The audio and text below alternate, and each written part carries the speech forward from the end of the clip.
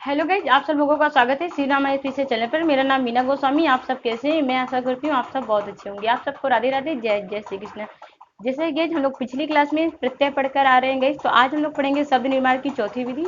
और चौथी विधि हमारी क्या है? समास है। ठीक है, तो आज हम लोग समास के बारे में मतलब कि जानेंगे कि समास है क्या, या समस्त पद क्या क्या होते हैं, या समास विग्रह क्या होता है, पूर्व पद क्या होता है, उत्तर पद क्या होते हैं गाइज। तो आज हम ये सब के बारे में डिटेल से जानेंगे। ठीक है, तो गाइज जो भी मेरे नए विद्यार्थी हैं मैं उनसे यही चीज़ कहूँगी, आप इस वीडियो को शेयर कर दीजिए, सब्सक्राइब कर दीजिए, जिससे और भी विद्यार्थी इसका लाभ ले सके। और जो भी मेरे पुराने विद्यार्थी हैं मैं उनसे यही कहूँगी, अपने फेसबुक, इंस्टाग्राम पर, व्हाट्सएप पर, हर जगह इसे शेयर कर दीजिए, जिससे और भी विद्यार्थी इसका लाभ ले सके। तो चलिए गाइज, हम लोग समाज से स्टार्ट करने से पहले आप सबको परशुराम जयंती की ढेर सारी शुभकामनाएं।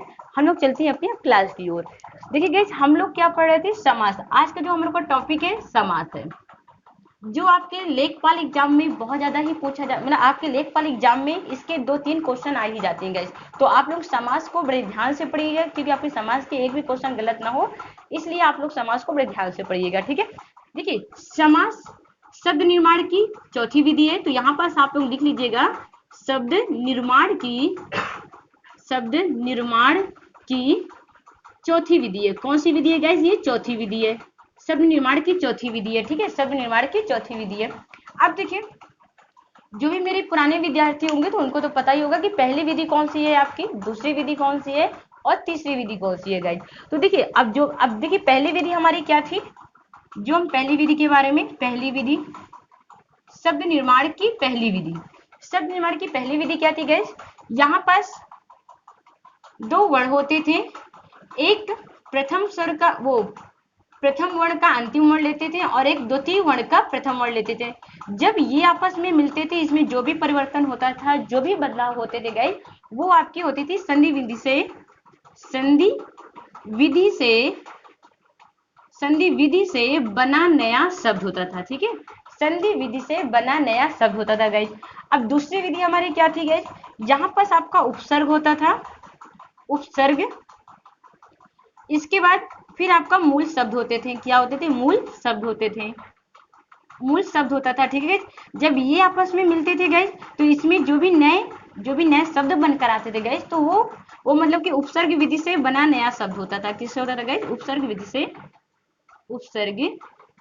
से बना नया शब्द होता था। ठीक है, तो इसी तरह गाइस हम लोग तीसरी विधि में आते हैं। तीसरी विधि हमारी क्या कहती है? यहाँ पास मूल शब्द होता था, मूल शब्द के बाद हमारा प्रत्यय होता था। क्या होता था गाइस? प्रत्यय होता था। ठीक है, ये आपका मूल शब्द होता था और ये प्रत्यय होता था। जब ये आपस में मिलते थे, इससे जो भी नए शब्द बनकर आते थे गाइस, वे हमारे क्या होते थे? प्रत्यय विधि से बना नया शब्द होता था। किससे? प्रत्यय विधि से बना नया शब्द होता था। अब बात यहाँ पास आती है कि मैम, अगर शायद ये सब चीज हमारा था, तो देखिए समाज भी हमारा इसी पर आधारित है। ठीक है, इसी से आधारित है, सिर्फ थोड़ा डिफरेंट है समाज में। आज समाज में हमारा क्या थोड़ा डिफरेंट है गाइस? देखिए, यहाँ जो समाज हमारा था, उसमें दो पदों का मेल ना होकर उसमें दो से अधिक पदों का मेल होता है। ठीक है, इसमें गाइस क्या होते थे? दो वर्ड होते थे, दो शब्द लेते थे। ये जब आपस में मिलते थे, तो इससे नया शब्द का निर्माण हो जाता था। लेकिन गाइस समाज में क्या होता है कि इसमें दो पद ना होकर दो से अधिक पद मिलते हैं। ठीक है, तो ये हमारा समास होता है। तो चलिए आज हम लोग समास को डिटेल से पढ़ेंगे। तो जो भी मेरे विद्यार्थी, मैं उनसे यही चीज कहूंगी, आप लोग पेन कॉपी लेके बैठिए। आप बेसिक जो भी चीजें मैं लिखा रही हूँ, आप उसे लिखते रहिएगा। सिर्फ एग्जाम के समय आपको रिवीजन करना ही होगा। ठीक है, तो अब देखिए यहाँ पर समास कौन सी विधि है? शब्द निर्माण की चौथी विधि है, समास। अब देखिए समास कहते किसे हैं? समास, अब समास की थोड़ी आप परिभाषा लिख लीजिए, जिससे आप लोग अच्छी तरीके से समझ पाएंगे। अब देखिए समास दो या दो से अधिक दो या दो से अधिक शब्द मिलकर दो या दो से अधिक शब्द मिलकर एक नए शब्द का निर्माण होता है। एक नए शब्द का निर्माण होता है, उस शब्द को समास कहते हैं। उस शब्द को समास कहते हैं।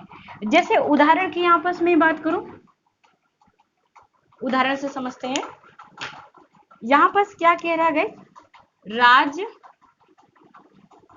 कन्या राजकन्या गाइस। अब देखिए यहाँ पर दिया हुआ है राजकन्या, ठीक है।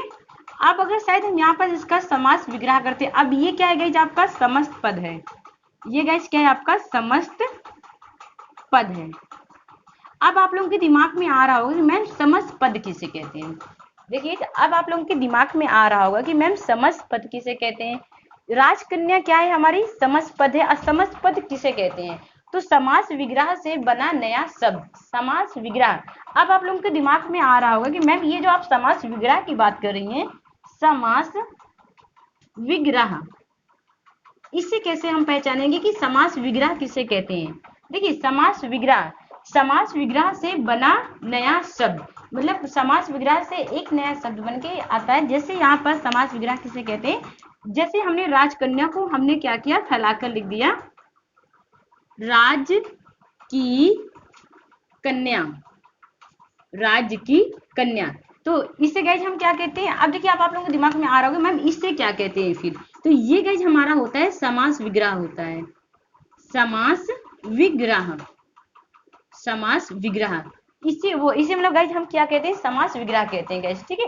तो यहाँ पास कहने का मतलब ये चीज है कि समस्त पद किसे कहते हैं, तो समास विग्रह से बना नया शब्द, उसे हम क्या कहते हैं, समस्त पद कहते हैं, ठीक है गाइज। उसे हम क्या कहते हैं, समस्त पद कहते हैं। अब आप लोगों के दिमाग में आ रहा होगा कि मैम समास विग्रह किसे कहते हैं।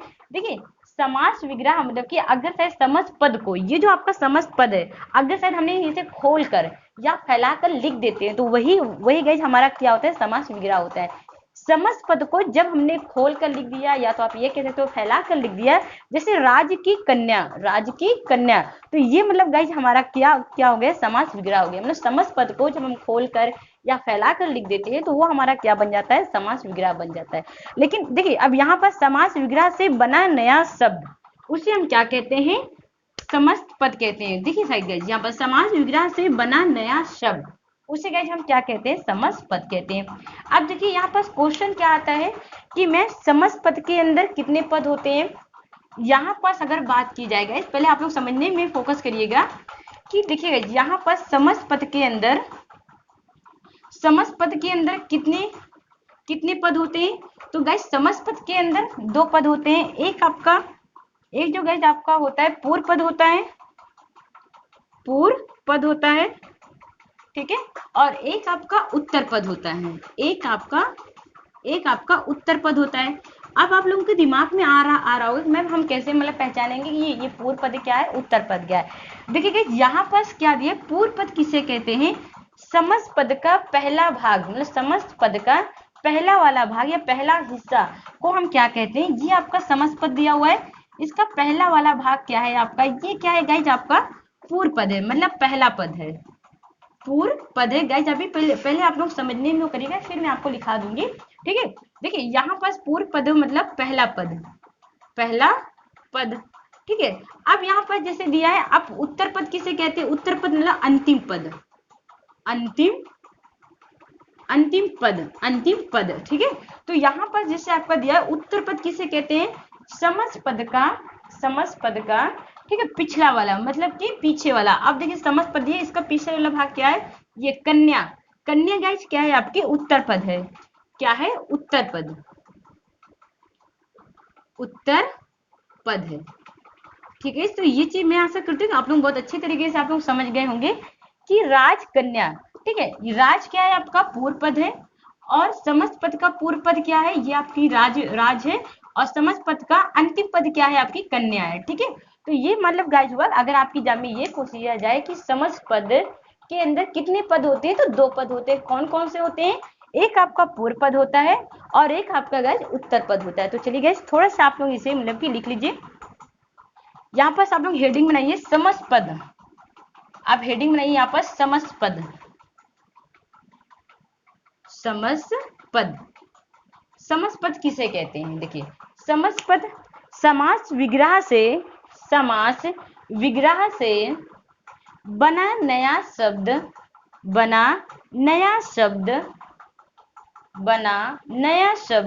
समस्त पद कहलाता है।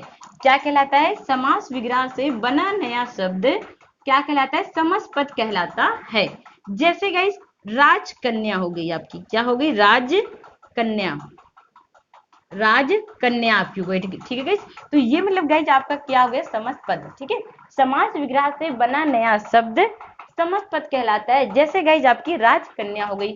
अब आप लोगों के दिमाग में ये आ रहा होगा कि मैम समास विग्रह, ठीक है, समस्त पद को हम लोग क्या करते हैं, इसे मतलब फैलाकर लिख देते हैं, ठीक है, फैलाकर मतलब लिख देते हैं, या तो आप खोल कर लिख देते हैं, जैसे भी आप कह सकते हैं। तो इसका आप थोड़ा सी डिफिनीशन लिख लीजिए, परिभाषा लिख लीजिए। जब समस्त पद के सभी पदों को, देखिए गाइस, अब यहाँ पास ये क्या कह रहा है कि आप समस्त पदों को जब समस्त पद के सभी पदों को अलग अलग किया जाता है। जैसे राज की कन्या, ठीक है, सभी पदों को अलग अलग किया जाता है। उस प्रक्रिया को समास विग्रह कहते हैं। उस प्रक्रिया को गाइस क्या कहते हैं, समास विग्रह कहते हैं। जैसे में गाइस आप उदाहरण में आप इसे मतलब कि डाल दीजिए, ठीक है, आप उदाहरण में गाइस इसे मतलब कि वो डाल लीजिए। तो अब मैं आशा करती हूँ गाइस कि अब आप लोगों को समास विग्रह भी अच्छी तरीके से समझ में आ गया होगा, ठीक है। तो अब यहाँ पास हम लोग आते हैं, अब इसको आप लोग लिख लीजिए थोड़ा से कि पूर्व पद किसे कहते हैं, फिर तो आपको पढ़ने में आसानी रहेगी। समस्त पद का आगे का हिस्सा, समस्त पद का आगे का हिस्सा पूर्व पद होता है। समस्त पद के आगे का हिस्सा पूर्व पद होता है। जैसे गाइस जैसे हम यहाँ पास कर दें राज आपका क्या है, पूर्व पद है, राज क्या है आपका पूर्व पद है। तो इसी तरह गाइस आप उत्तर पद भी लिख लीजिए। समस्त पद का देखिए पिछले वाला हिस्सा, समस्त पद का पिछले वाला हिस्सा क्या होता है गाइस, अंतिम पद होता है, या तो आप उत्तर पद कह सकते हैं, जैसे कन्या। तो ये मतलब गाइस रहा आपका समास में आपने समस्त पद को जाना, समास विग्रह को जाना। समस्त पद के अंदर दो पद होते हैं, एक आपका पूर्व पद होता है, एक आपका उत्तर पद होता है। जैसे यहाँ पास एक उदाहरण में आ जाए आपके लिए,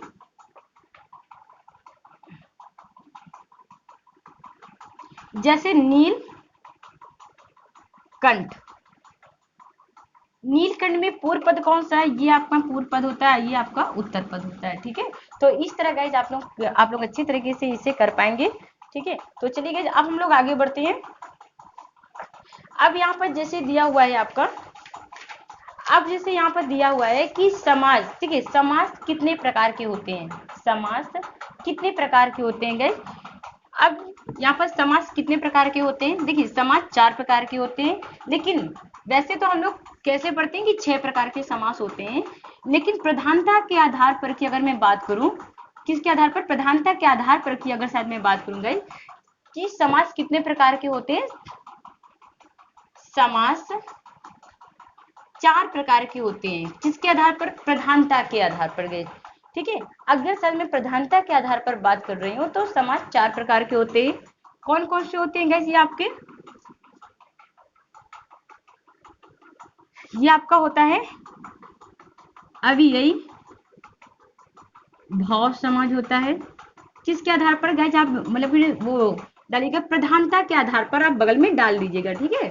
प्रधानता के आधार पर समाज 4 प्रकार की होती है। तो अभी गाइस हम लोग इसे अच्छी तरीके से इसे मतलब डिटेल से पढ़ेंगे, ठीक है। अव्ययी भाव समास, ठीक है, अव्ययी भाव समास हो गया आपका। इसके बाद फिर गाइस आपका हो गया यहाँ पर ये तत्पुरुष समास हो गया,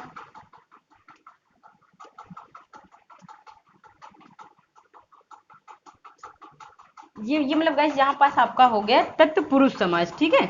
ये मतलब गाइस हो गया आपका तत्पुरुष समास हो गया, तत्पुरुष समास हो गया, ठीक है। यहाँ पास आपका हो गया द्वंद्व समास हो गया, द्वंद्व समास हो गया, ठीक है। ये मतलब गाइस हो गया आपका द्वंद्व समाज हो गया। फिर आपका बहुब्रीहि समाज हो गया। कौन सा समाज हो गया गाइस, बहुब्रीहि, बहुब्रूही समास हो गया, बहुब्रूही आपका समास हो गया। ठीक है, अब देखिए यहाँ पर प्रधानता के आधार पर आपके कितने समास है, 4 समास है। कौन कौन से? अव्ययी भाव समास हो गया, तत्पुरुष समास हो गया, ठीक है, द्वंद्व समास हो गया और बहुब्रूही समास हो गया। अब यहाँ पर अगर शायद बात किया जाए कि आप लोगों को क्वेश्चन आ रहा होगा कि मैम अब वो अव्ययी भाव समाज में कौन सा पद प्रधान होता है? तो गाइस इसमें जो आपका होता है प्रधान होता है, इसमें गाइस पूर्व पद प्रधान होता है, इसमें पूर्व पद प्रधान होता है। पूर्व मतलब पहला पद प्रधान होता है, ठीक है, पहला पद प्रधान होता है। ठीक है, अब यहाँ पर अव्ययी भाव समाज में कौन सा पद प्रधान होता है गाइस? पूर्व पद प्रधान होता है। कौन सा होता है? पूर्व पद क्या होते हैं? प्रधान होते हैं गाइस। ठीक है, अब यहाँ पर अगर बात करें यहाँ पर तत्पुरुष में क्या होता है गाइस? तत्पुरुष में गाइस होता है, इसमें उत्तर पद प्रधान होता है, इसमें गाइस उत्तर पद प्रधान होता है। इसमें कौन सा पद प्रधान होता है? उत्तर पद प्रधान होता है, इसमें गाइस उत्तर पद प्रधान होता है। अब इसके अंतर्गत 2 आते हैं, ठीक है, इसके अंतर्गत कितने वाले समाज आते हैं? 2 समाज आते हैं। एक आपका द्विगु समाज होता है, द्विगु समास होता है गाइस, और दूसरा आपका होता है कर्म धाराय समाज होता है। कौन सा होता है गाइस? कर्म धाराय समाज, कर्म धाराय। ठीक है, द्वंद्व में क्या होता है गाइस? द्वंद्व में होता है जिसमें दोनों पद प्रधान होते हैं। द्वंद्व में क्या होता है? इसमें दोनों पद प्रधान होते हैं, दोनों पद प्रधान होते हैं। ठीक है गाइस, इसमें दोनों पद प्रधान होते हैं, इसमें दोनों पद प्रधान होते हैं। और बहुब्रूही समाज में क्या होता है कि इसमें दोनों पद प्रधान ना होकर कोई तीसरा पद प्रधान होता है। बहुब्रूही समाज हमारा क्या होता है कि इसमें दोनों पद प्रधान ना होकर कोई तीसरा पद प्रधान होता है। तो वो अगर आपके एग्जाम में ये क्वेश्चन कर ली जाए कि जिसमें दोनों पद ना प्रधान होकर कोई तीसरा पद प्रधान होता है, वो कौन सा समाज है गाइस? तो आपका बहुब्रूही समाज है। ठीक है, कौन सा समाज है? बहुब्रूही समाज है। अगर आपके एग्जाम में ये क्वेश्चन कर लिया जाए कि जिसमें दोनों पद प्रधान होते हैं वो कौन सा समाज है, तो आपका द्वंद्व समाज है। जिसमें उत्तर पद प्रधान होता है वो कौन सा समाज है? तत्पुरुष समाज है। और जिसमें पूर्व पद प्रधान होता है वो गाइस कौन सा समाज है? अव्ययी भाव समाज है गाइस। ठीक है, तो आज के लिए इतना ही गाइस, हम लोग मिलते हैं नेक्स्ट वीडियो में। ये सब के बारे में हम लोग डिटेल से पढ़ेंगे। अव्ययी भाव समाज कौन सा होता है, तत्पुरुष समाज कौन सा होता है, द्वंद्व कौन सा होता है और बहुब्रूही समाज कौन सा होता है गाइस। तो आप लोग अच्छी तरीके से रिवीजन करके आइएगा गाइस। तो कल हम लोग अच्छे से पढ़ेंगे, अव्ययी भाव समाज पढ़ेंगे। ठीक है, मिलते हैं कल। ओके, धन्यवाद।